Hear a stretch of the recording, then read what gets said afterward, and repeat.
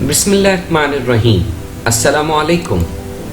Khatri brothers के channel से आपका मेज़बान मोहम्मद आसिफ अब्दुल रज़्ज़ाक खत्री हाजिर खिदमत हूँ। आज मैं आपके सामने बोलते MCQ सीरीज़ लेकर आया हूँ। बोलते MCQ series first year commerce intermediate board Karachi के लिए। बोलते MCQs का मकसद है लिसनिंग इज़ लर्निंग के ज़रिए आपके लिए तमाम फर्स्ट ईयर कॉमर्स अकाउंटिंग के MCQs इस तरह से पेश किए जाएं कि वो सुनकर ही आपको हासिल हो जाएं और इस साल आपके लिए जो MCQs बहुत इम्पॉर्टेंट हैं वो मुकम्मल हो सकें। तो आइए शुरू करते हैं हमारा जनरल का बोलते MCQs खत्री ब्रदर्स से। पहले MCQ में कहा गया the books of account in which business transactions are originally recorded in chronological order are वो किताबों के खाते जो कारोबारी वाक़यात के असल में रिकॉर्ड किए जाते हैं क्रोनोलॉजिकल यानी तरतीब के लिहाज से, यानी तारीख़ और वक्त की तरतीब के लिहाज से जो किताबों में खातों को रिकॉर्ड किया जाता है, कारोबारी मामलात को रिकॉर्ड किया जाता है, असल में उसे क्या कहते हैं? नरेशन, जर्नल, सब्सिडियरी एंट्री या मेमोरेंडम। तो जाहिर सी बात है किताबों में खातों के ओरिजिनली कारोबारी वाक़यात को रिकॉर्ड जो किया जाता है तरतीब के लिहाज से वो जर्नल में यानी जनरल जर्नल में रिकॉर्ड किया जाता है। दूसरा MCQ है the act of recording each transaction in the journal is called. एक अमल जिसमें हम रिकॉर्ड करते हैं हर एक कारोबारी वाक़े को जर्नल में, किताबों में, उसे क्या कहते हैं? जर्नलाइजिंग, पोस्टिंग, जर्नल फॉलियो और फॉलिंग या लेजर। और हम जानते हैं कि जब हम मुख्तलिफ़ कारोबारी वाक़यात को एक किताब में बाकायदा रिकॉर्ड करते हैं तो ये हमारा अमल जर्नलाइजिंग कहलाता है and the right option is journalising. अगला नंबर 3 कहा गया अ शॉर्ट एक्सप्लेनेशन, एक मुख्तसर सी वजाहत ऑफ ईच ट्रांजैक्शन, हर कारोबारी वाक़े की, इज़ रिटन, उसे लिखा जाता है, अंडर ईच एंट्री, हर एक दाखिले या हर एक कारोबारी मामले को रिकॉर्ड करके जो हम एंट्री बनाते हैं उसमें, तो उसे किस नाम से पुकारा जाएगा? यानी एक मुख्तसर सी एक्सप्लेनेशन जो हर कारोबारी वाक़े के नीचे लिखी जाती है उसे क्या कहेंगे? Narration, original entry, subsidiary entry या मेमोरेंडम एंट्री? जी हाँ, बिल्कुल दुरुस्त हैं जी, इसे नरेशन कहा जाएगा यानी हिदायत। नेक्स्ट हमारे पास MCQ है 4 the entry in which more than one account is debited और more than one account is credited is known as.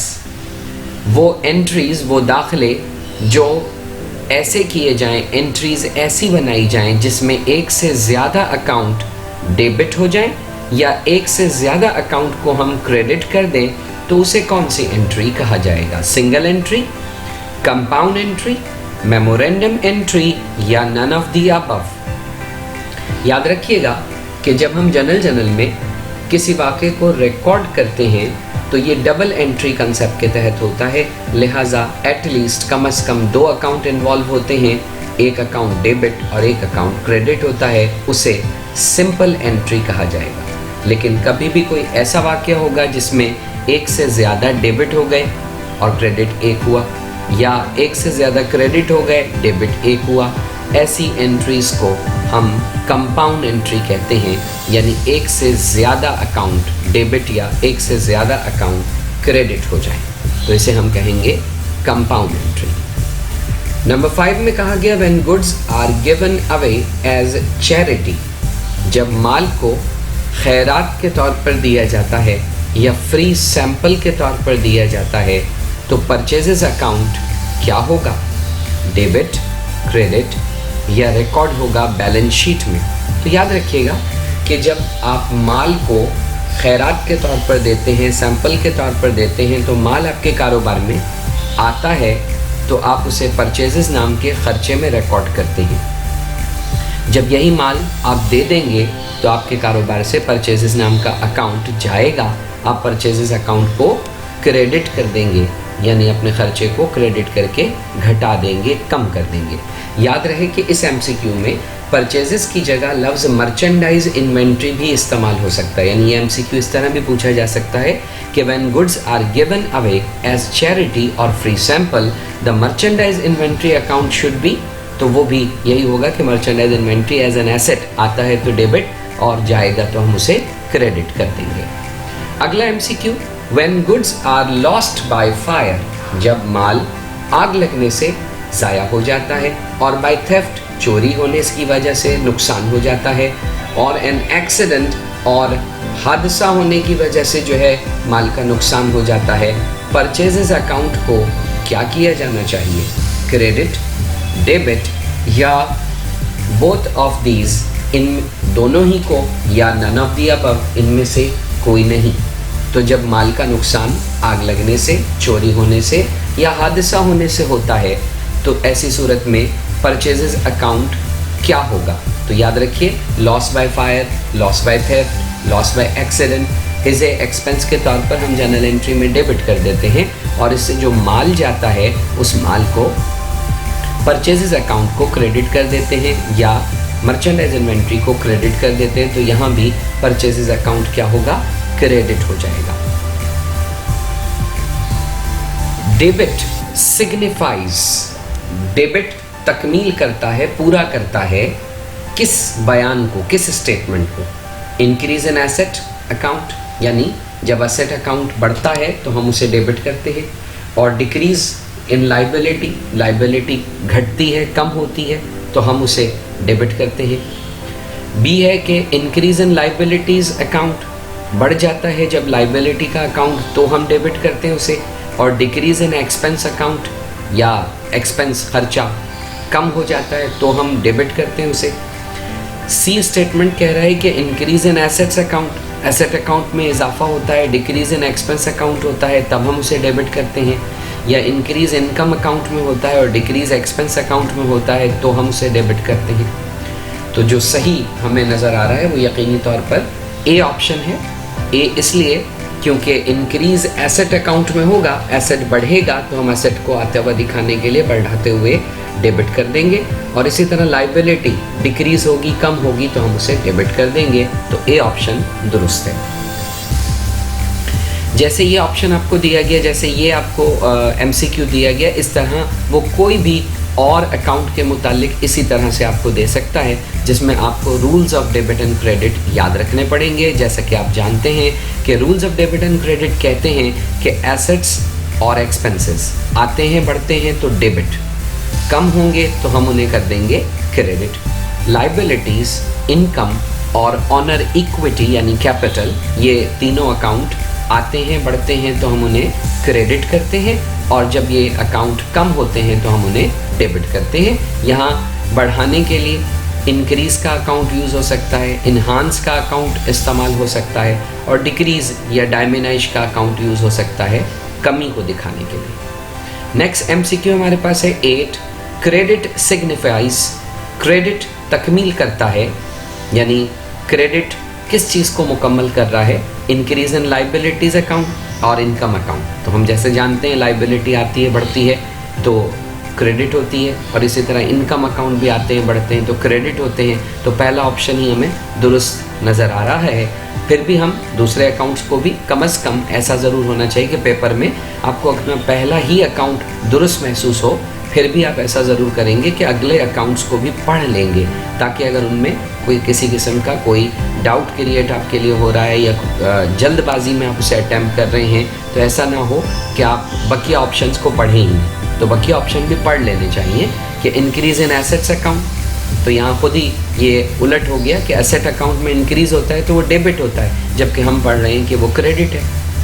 इसी तरह एक्सपेंस अकाउंट का कह रहा है, इसी तरह इंक्रीज़ इन एक्सपेंस अकाउंट और liabilities account, increase in asset account and expense account. तो हम और करें तो हमारे पास जो है वो बकिया तमाम चीज़ों में ये पूरा नहीं हो रहा क्रेडिट का जुमला, इस तरह पूरा हो रहा है कि लाइबिलिटी बढ़ती हैं तो क्रेडिट होती हैं, इनकम अकाउंट बढ़ता है तो क्रेडिट होता है। यानी पहला जुमला बिल्कुल सही है कि क्रेडिट जो है उसमें तकमील तब होती है जब लाइबिलिटी और इनकम अकाउंट में इंक्रीज इजाफा होता है। तो हमारा ऑप्शन बी सही है। अब आइए 9th पर, if asset is debited it is showing. अगर एसेट का अकाउंट डेबिट हो जाता है तो ये क्या चीज़ को शो करता है? रिकॉर्ड डिक्रीज शो करता है, रिकॉर्ड इंक्रीज शो करता है, रिकॉर्ड करेक्शन ऑफ एरर करता है, या नन ऑफ द अबव।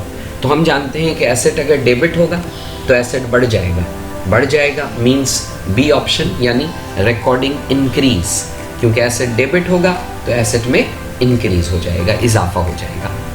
फिर कहता है इफ़ एसेट इज़ क्रेडिटेड, अगर एसेट को क्रेडिट किया जाए तो श्योरली क्या होगा, एसेट में कमी हो जाएगी। नीचे ऑप्शन में देखते हैं तो कमी वाला ऑप्शन हमें पहला ही नज़र आ रहा है, रिकॉर्डिंग डिक्रीजेस, यानी एसेट क्रेडिट होगा तो इसका मतलब है हम डिक्रीज को रिकॉर्ड कर रहे हैं, कमी को रिकॉर्ड कर रहे हैं, एसेट घट रहा है, कम हो रहा है। अब बिजनेस ट्रांजैक्शन अफेक्ट्स, लफ्ज़ अफेक्ट्स का मतलब है मुतासर करना, असरअंदाज करना। तो एक कारोबारी वाक़या असरअंदाज होता है एटलीस्ट वन अकाउंट में, कम से कम एक अकाउंट मुतासर करता है, एटलीस्ट 2 अकाउंट्स, कम से कम 2 अकाउंट को मुतासर करता है, मैक्सिमम ऑफ 3 अकाउंट्स, ज़्यादा से ज़्यादा 3 अकाउंट्स को मुतासर करता है, या नन ऑफ द अबव। तो हम जानते हैं कि कम से कम 2 अकाउंट्स को जो है एक जर्नल एंट्री मुतासर करती है, बाकी 3, 4 या 5 या इससे ज़्यादा अकाउंट्स भी इस्तेमाल हो सकते हैं। तो इस पॉइंट ऑफ व्यू से एटलीस्ट 2 अकाउंट बिल्कुल सही है, यानी कम से कम 2 अकाउंट्स एक बिजनेस ट्रांजैक्शन, एक कारोबारी मामला मुतासर करता है। 12th MCQ में कहा गया sale of goods to Adnan, माल बेचा गया अदनान को फॉर कैश, कैश पर शुड बी डेबिटेड टू। तो हम एक बात जानते हैं कि कैश पर हम माल बेचेंगे तो कारोबार में कैश आएगा तो कैश डेबिट हो जाएगा। तो नीचे ऑप्शन में account receivable Adnan, cash, sale और ड्राइंग अकाउंट है, तो सही ऑप्शन यकीनी तौर पे होना चाहिए कैश, क्योंकि हम कैश पर माल बेचेंगे अदनान को तो कैश डेबिट हो जाएगा, और सेल यकीनी तौर पर क्रेडिट हो जाएगा, क्योंकि सेल आती है बढ़ती है तो क्रेडिट होती है, लेकिन इसने हमसे अभी यहाँ डेबिट अकाउंट के बारे में पूछा था, तो यहाँ इस MCQ के हिसाब से कैश ही का अकाउंट दुरुस्त होगा।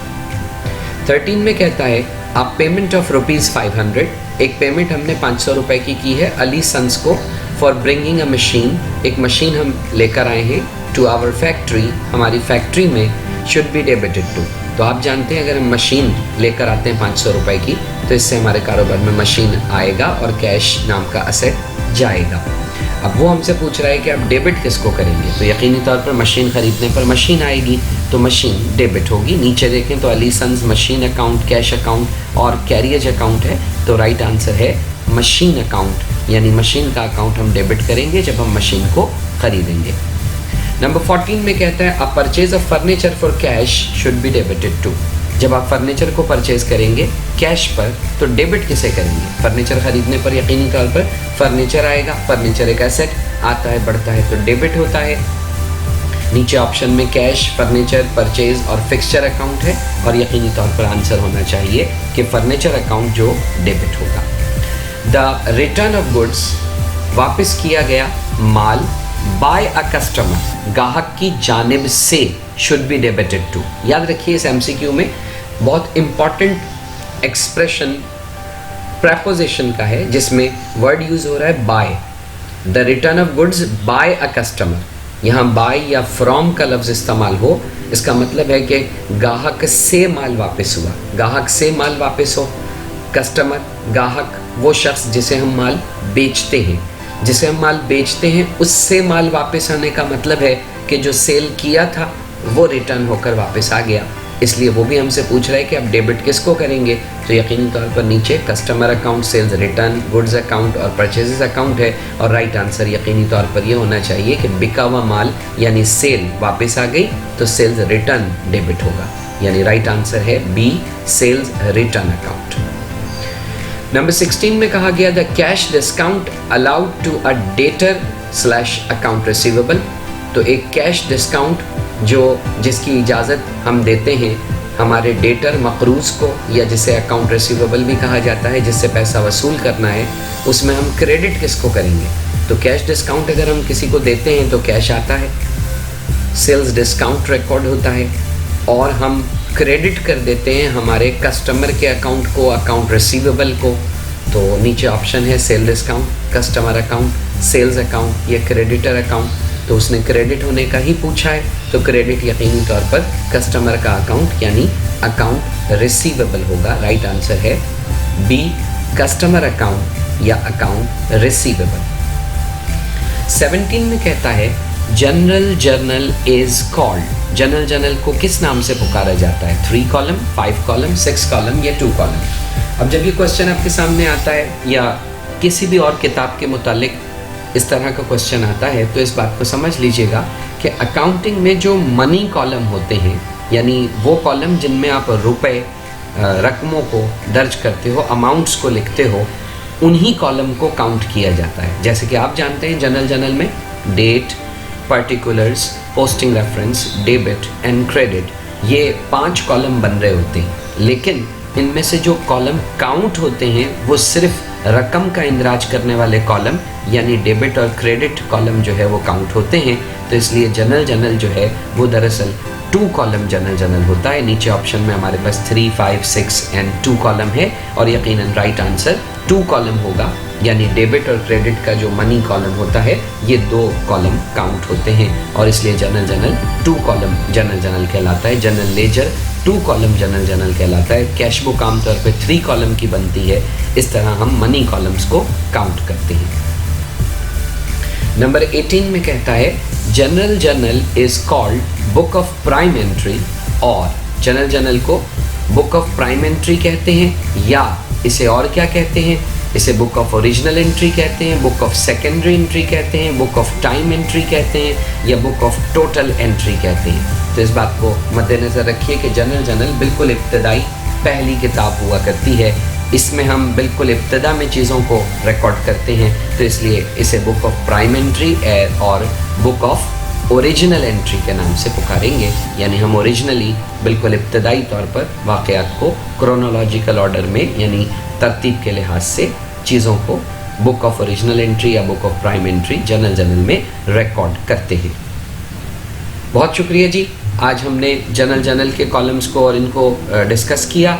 आप सब लोग जब भी MCQs का काम कर रहे हों तो अपने जवाबात को ज़रूर और ज़रूर नोट डाउन किया करें, और अपने कमेंट में हमें ज़रूर बताएं कि आपके जनरल जर्नल के कितने क्वेश्चंस और कितने मामलात ओके हुए। ये भी याद रखिए कि जो चैप्टर वाइज हमारी सीरीज़ है, इस चैप्टर वाइज सीरीज़ के बाद इंशाअल्लाह उल अज़ीज़ आपके लिए लाएंगे आपके जो 10 ईयर है उसके अंदर। तो 10 ईयर में 13 to 14 ईयर्स हमारे पास होंगे रेगुलर प्राइवेट के पेपर के हिसाब से, तो उन तमाम के भी बाकायदा वीडियोस आएंगी जिनमें वो भी आपके कवर अप होंगे। लेकिन पहले हम चैप्टर्स पर काम करेंगे, चैप्टर्स के बाद इंशाअल्लाह उल अज़ीज़ हम जो है वो हमारे 10 ईयर के लिए वर्क करेंगे। तो stay connected with Khatri brothers. Khatri brothers के चैनल को सब्सक्राइब कीजिए, लाइक कीजिए हमें, और शेयर कीजिए अपने दोस्तों के साथ, ताकि न सिर्फ आप बल्कि आपके दोस्त भी इस मौके से फ़ायदा उठा सकें। आप सबके पास बेहतरीन अंदाज में मौसर तरीके से